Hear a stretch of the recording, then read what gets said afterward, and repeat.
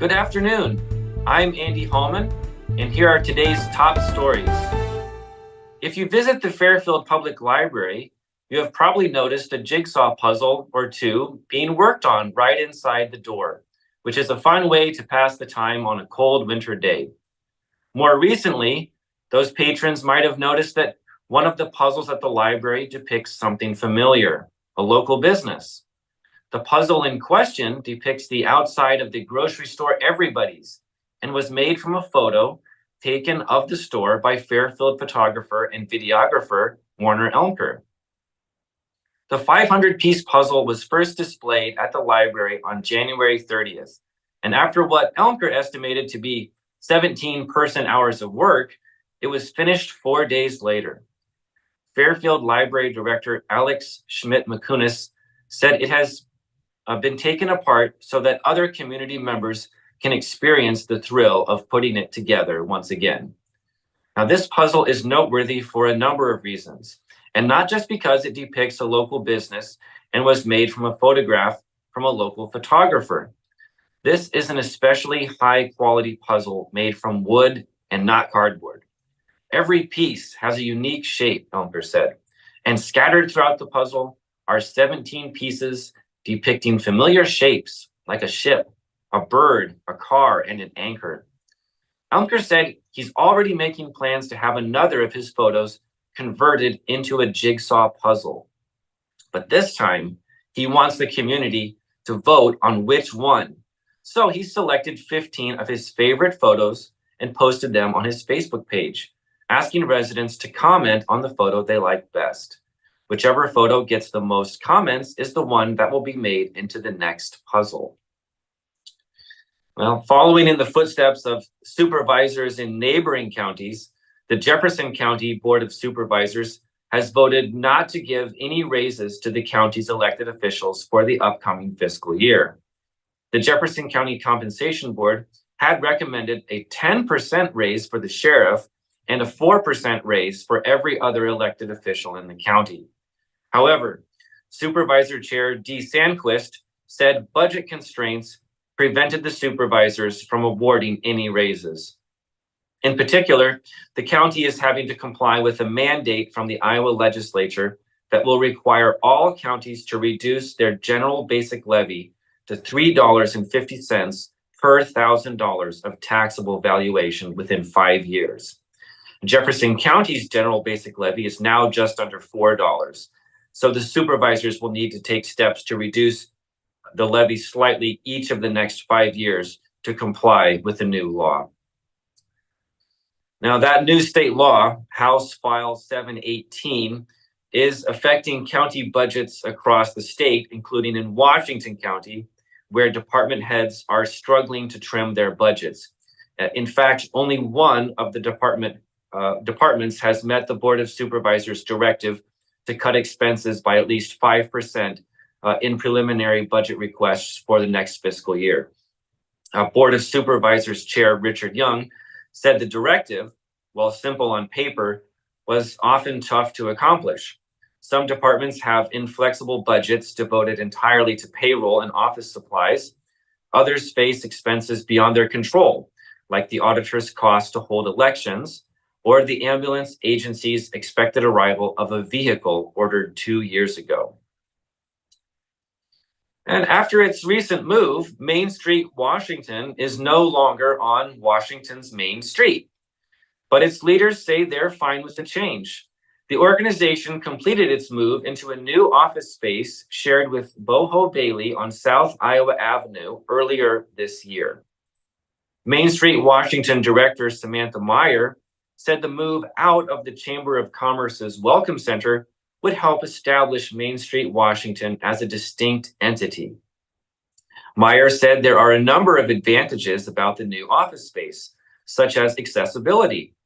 Her previous office was upstairs at the Welcome Center, where it was the furthest door from the entryway.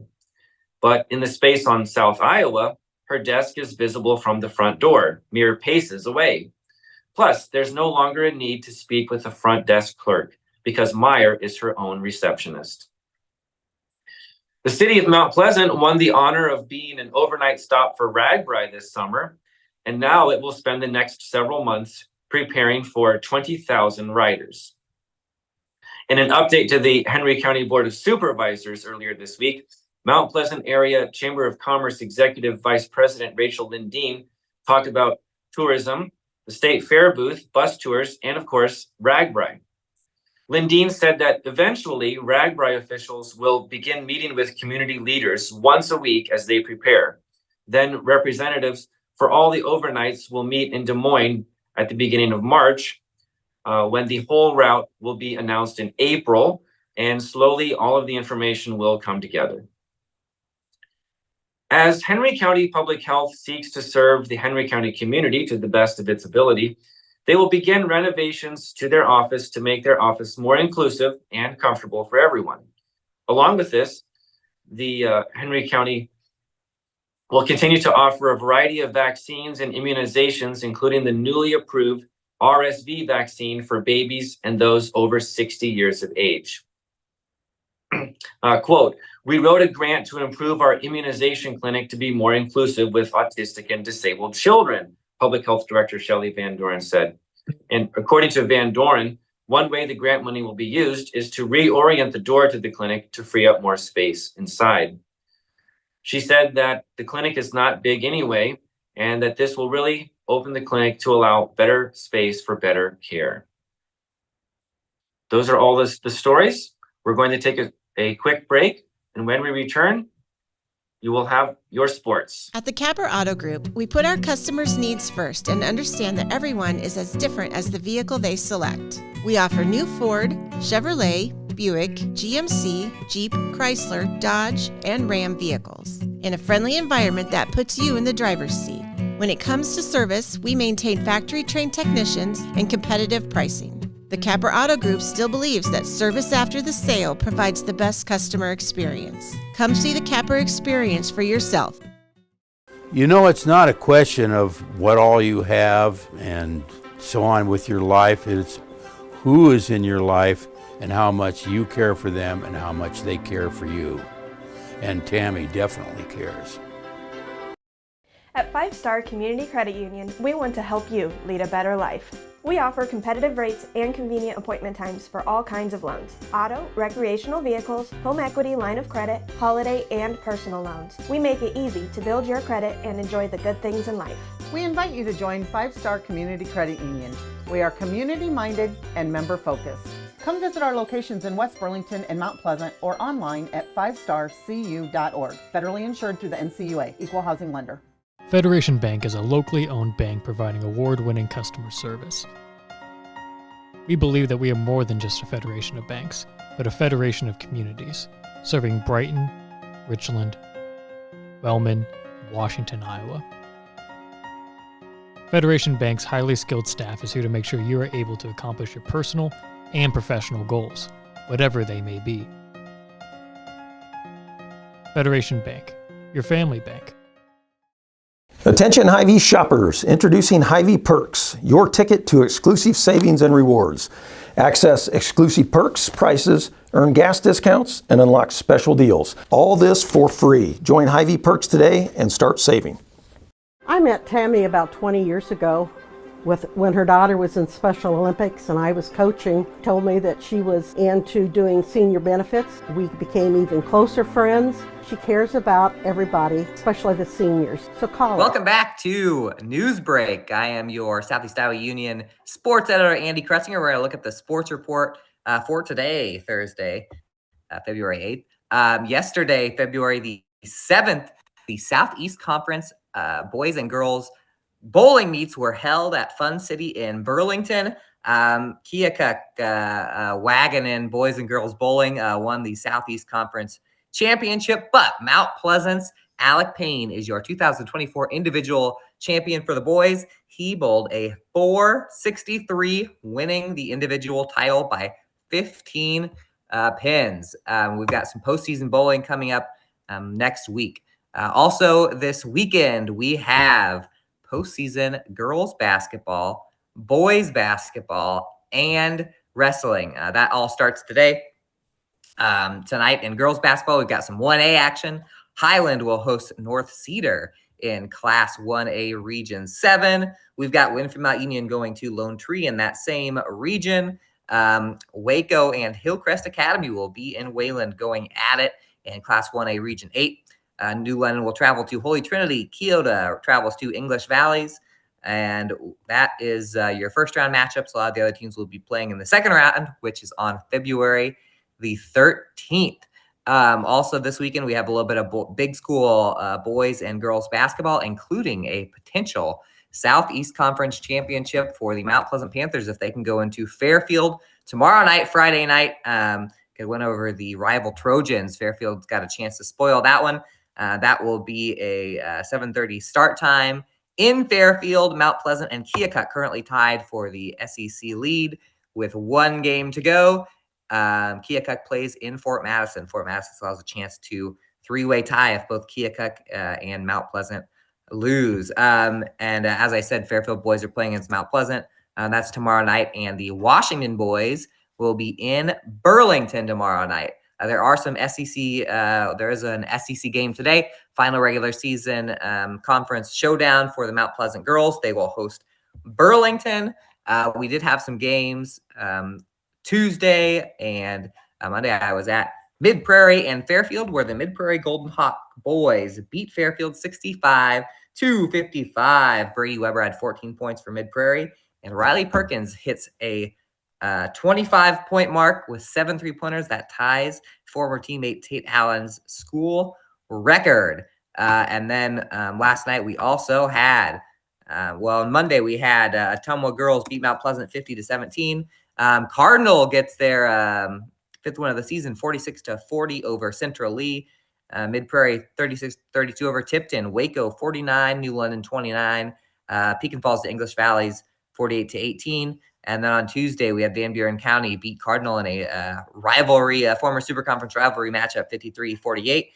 Washington fell to Burlington 69-36, and Sigourney over Keota 60-18. We also had some boys games real quick here. And we had some wins from Mount Pleasant over Ottumwa. Pekin wins over English Valley. Waco over Pekin. Keota beats Highland, stays undefeated, 20 wins for Keota. And other winners from Monday and Tuesday, we had Winfield Mount Union beat Lone Tree. Keota pick up their 21st win with a rivalry over Sigourney. Hillcrest Academy over Columbus. Van Buren County over Cardinal. And as I said, Mid Prairie over Fairfield. This weekend will be the district wrestling meets from around the state of Iowa. Fairfield hosts one of those, and Fairfield and Mount Pleasant will be in the 2A tournament there. But we've got teams going all over. Check the Southeast Iowa Union website at southeastiowaunion.com. We have full sites for all of those. And last thing, Super Bowl at 5:30 on Sunday night. The Kansas City Chiefs and the San Francisco 49ers. Check out southeastiowaunion.com, where we talk to George Kittle's grandmother, Lucky Krieger, who will be watching from her home in Mount Union. That's all for sports. We're going to take a little break, and then we're going to get to your obituaries. In the heart of rural Iowa, where community matters most, the connections we make are made to last. Meet KCTC, your hometown internet, phone, and TV provider. At KCTC, we're not just about technology, we're about people. Our dedicated team are your neighbors, committed to bringing you top-tier services right where you live. We believe in giving back to the community that raised us. Experience the power of a real connection with KCTC. Join us in building a stronger, more connected Southeast Iowa. Step back in time and create unforgettable memories of the 2024 Midwest Little Threshers Reunion. Gather the family and immerse yourselves in the nostalgic charm of steam engines, antique cars and trucks, tractors, gas engines, and the horses. Whether it's the savory delights from the North Village to the log cabin or the unforgettable concerts, this is where memories are crafted. Plan now to bask in the history of the past from August 29th to September 2nd in Mount Pleasant. Visit oldthreshers.com for details. Don't miss this chance to make timeless memories.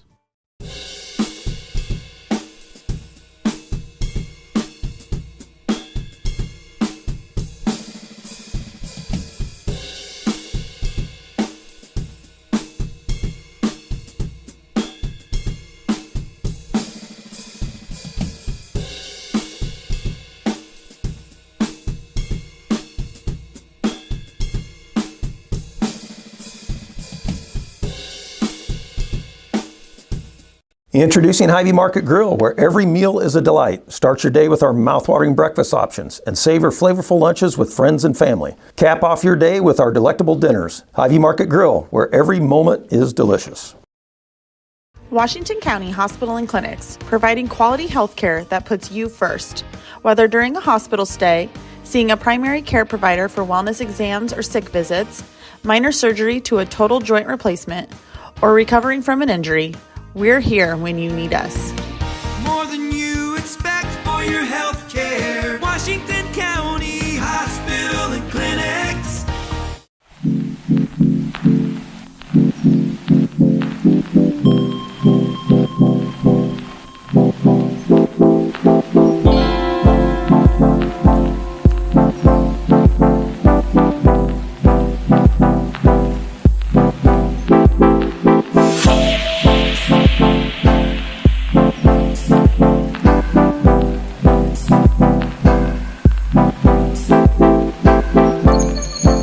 Hello and welcome back to Newsbreak. Now it is time for your obituaries.